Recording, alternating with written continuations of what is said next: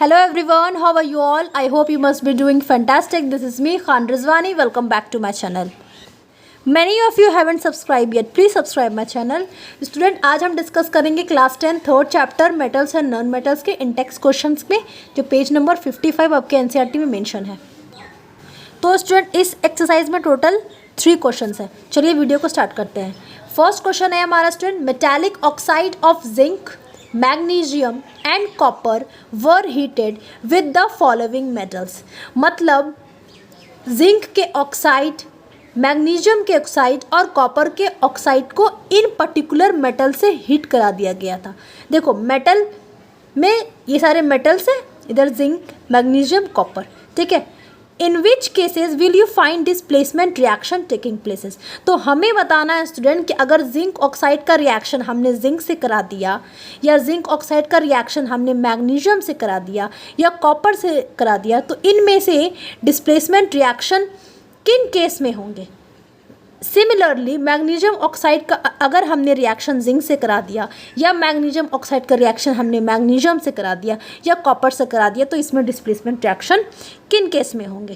Third में भी वही स्टूडेंट, कॉपर ऑक्साइड का रिएक्शन जिंक से करा दो या मैग्नीशियम से करा दो या कॉपर से करा दो, तो इसमें डिस्प्लेसमेंट रिएक्शन किन केस में होगा। तो चलिए स्टूडेंट हम इसके आंसर को जानते हैं।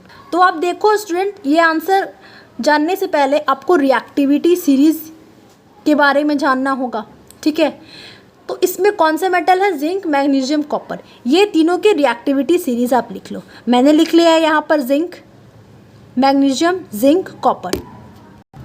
तो देख लो स्टूडेंट, सबसे ज़्यादा रिएक्टिव जिंक मैग्नीशियम है, उसके बाद जिंक है, उसके बाद सबसे लीस्ट रिएक्टिव कॉपर है। इसे हमने अरेंज कर लिया है। अब इसको अरेंज करने के बाद अब बहुत ईजिली आप इस आंसर को, इस क्वेश्चन का आंसर दे सकते हो। देख लो, हमने जिंक ऑक्साइड का रिएक्शन करा दिया जिंक के साथ। पॉसिबल है? पॉसिबल ही नहीं है। चलो ठीक है। अब हमने जिंक ऑक्साइड का रिएक्शन करा दिया मैग्नीशियम के साथ। तो देखो जिंक ऑक्साइड प्लस मैग्नीशियम, ये हीट किया हमने बेसिकली, क्योंकि यहाँ पर लिखा है ना copper were heated with the following metals. तो रिएक्शन कराया तो हमने क्या देखा स्टूडेंट, ये मैग्नीशियम ऑक्साइड और जिंक का फॉर्मेशन हुआ। मतलब हुआ क्या स्टूडेंट, तो मैग्नीशियम ज़्यादा रिएक्टिव है जिंक से। देखो ना, मैग्नीशियम पहले लिखा है ना, तो मैग्नीशियम ज़्यादा रिएक्टिव है। तो मैग्नीशियम ने क्या किया, जिंक को डिस्प्लेस कर दिया, मतलब जिंक को लात मार करके जिंक ऑक्साइड से हटा दिया और ख़ुद ऑक्सीजन के साथ लग गया। तो बन गया मैग्नीशियम ऑक्साइड, और जिंक बेचारा लात खाया हुआ अकेले साइड में आ गया। आप खुद देख लो ना, ये मैग्नीशियम लग गया ऑक्सीजन के साथ और जिंक को डिस्प्लेस कर दिया, क्योंकि जिंक लेस रिएक्टिव है एज कंपैरिजन टू मैग्नीशियम। तो जो ज़्यादा रिएक्टिव होंगे वो उस कंपाउंड के साथ लग जाएंगे। तो लग गए, MgO प्लस Zn हो गया। तो ZnO मतलब zinc oxide will not react with zinc, बता चुकी हूँ, जिंक से रिएक्ट नहीं करेगा। और कॉपर से भी रिएक्ट नहीं करेगा स्टूडेंट, क्योंकि कॉपर तो जिंक से कम रिएक्टिव है ना, तो वो उसको डिस्प्लेस ही नहीं करेगा। तो जब कोई भी सब्सटेंस किसी को डिस्प्लेस ही नहीं करेगा, उसकी जगह से उसको हटाएगा ही नहीं, तो रिएक्शन होगी ही नहीं, ठीक है।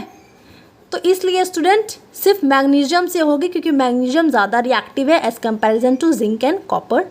इसलिए यहाँ पर डिस्प्लेसमेंट रिएक्शन जो होंगे वो मैग्नीशियम के साथ होंगे। तो आपका आंसर देखो स्टूडेंट, जिंक ऑक्साइड, जिंक में कुछ भी नहीं, नो रिएक्शन, कॉपर में नो रिएक्शन, बट मैग्नीशियम के साथ डिस्प्लेसमेंट रिएक्शन हुआ। सेकंड है स्टूडेंट, मैग्नीशियम ऑक्साइड का रिएक्शन कराओ जिंक के साथ, मैग्नीशियम के साथ या कॉपर के साथ। तो मैग्नीशियम ऑक्साइड का मैग्नीशियम के साथ कोई रिएक्शन नहीं होगा। तो चलिए जिंक और कॉपर के बारे में समझते हैं। देख लो, मैग्नीशियम ज़्यादा रिएक्टिव है as comparison to zinc and copper. तो स्टूडेंट जैसा कि मैं आपको बता चुकी हूँ, मैग्नीशियम ज़्यादा रिएक्टिव है as comparison to zinc and copper. तो मैग्नीशियम को ना ही जिंक डिस्प्लेस कर सकता है, ना ही कॉपर डिस्प्लेस कर सकता है। इसलिए स्टूडेंट मैग्नीशियम का रिएक्शन, ना तो मैग्नीशियम ऑक्साइड का रिएक्शन ना तो जिंक के साथ होगा, ना तो मैग्नीशियम के साथ होगा, और ना ही कॉपर के साथ होगा। इसलिए ये वाले जो आपके टेबल है ये बिल्कुल ब्लैंक हो जाएंगे। देख लो, है ना, no reaction, no reaction, no reaction. चलिए थर्ड के बारे में जानते हैं। कॉपर ऑक्साइड का रिएक्शन जिंक के साथ क्या होता है, मैग्नीशियम के साथ क्या होता है, और कॉपर के साथ क्या होता है। तो अगेन आप रिएक्टिविटी सीरीज देख लो। मैग्नीशियम ज़्यादा रिएक्टिव है as comparison to zinc and copper. देख लो, कॉपर ऑक्साइड का जिंक के साथ रिएक्शन होगा तो स्टूडेंट देख लो, कॉपर ऑक्साइड का रिएक्शन जिंक के साथ है ना, तो क्या बन जाएगा, जिंक ऑक्साइड बन जाएगा और कॉपर बन जाएगा। कैसे, देख लो, जिंक लग जाएगा ऑक्सीजन के साथ, जिंक ऑक्साइड, और कॉपर को डिस्प्लेस कर देगा, मतलब कॉपर को लात मार करके जिंक निकाल देगा बाहर, और बेचारा कॉपर लात खाया हुआ वो साइड में आकर लग जाएगा। ऐसा क्यों, क्योंकि जिंक ज़्यादा रिएक्टिव है कॉपर से, है ना। तो कॉपर हो गया कमज़ोर, जिंक हो गया स्ट्रॉन्ग, तो स्ट्रॉन्ग ने क्या किया, कमज़ोर को लात मार के निकाल दी और खुद लग गया ऑक्सीजन के साथ, इसलिए जिंक ऑक्साइड हो गया और कॉपर हो गया। मतलब कॉपर ऑक्साइड का जिंक के साथ डिस्प्लेसमेंट रिएक्शन हो गया। लुक हियर, कॉपर ऑक्साइड का जिंक के साथ डिस्प्लेसमेंट रिएक्शन हो गया। तो चलिए अब जानते हैं कॉपर ऑक्साइड का रिएक्शन मैग्नीशियम के साथ क्या होता है। अब मैग्नीशियम भी ज़्यादा रिएक्टिव है एज़ कंपैरिजन टू कॉपर, तो इनके साथ भी सेम स्टोरी रिपीट होगी। देख लो, मैग्नीशियम ने क्या किया, कॉपर को डिस्प्लेस कर दिया, लात मार के निकाल दिया और खुद ऑक्सीजन के साथ लग गया। दैट्स वाई मैग्नीशियम ऑक्साइड और कॉपर, तो मतलब यहाँ पे भी डिस्प्लेसमेंट रिएक्शन हो गया, लेकिन कॉपर ऑक्साइड का कॉपर के साथ कोई रिएक्शन नहीं हुआ। सी, डिस्प्लेसमेंट हो गया लेकिन कॉपर ऑक्साइड का कॉपर के साथ नो रिएक्शन। हमारा सेकंड क्वेश्चन है student, which metal do not corrode easily.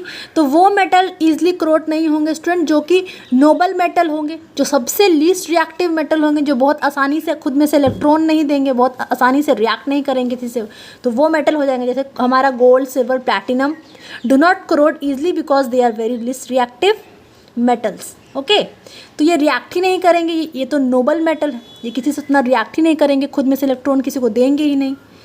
तो जब रिएक्शन ही नहीं होगा तो कोरोजन कहाँ से होगा, ठीक है। अब अलॉय किसे कहते हैं स्टूडेंट, देख लो, alloy is a homogeneous mixture of metals and a non metal और अ मिक्सचर ऑफ टू और मोर metal.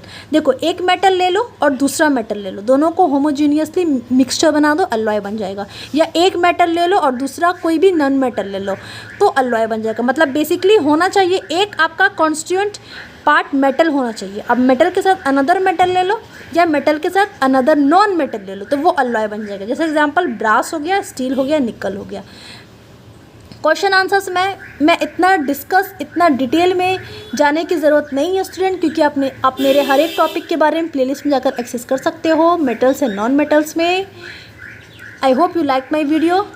Thanks for watching. God bless you all. Please subscribe my channel, share my video and hit the bell icon. Thank you for watching.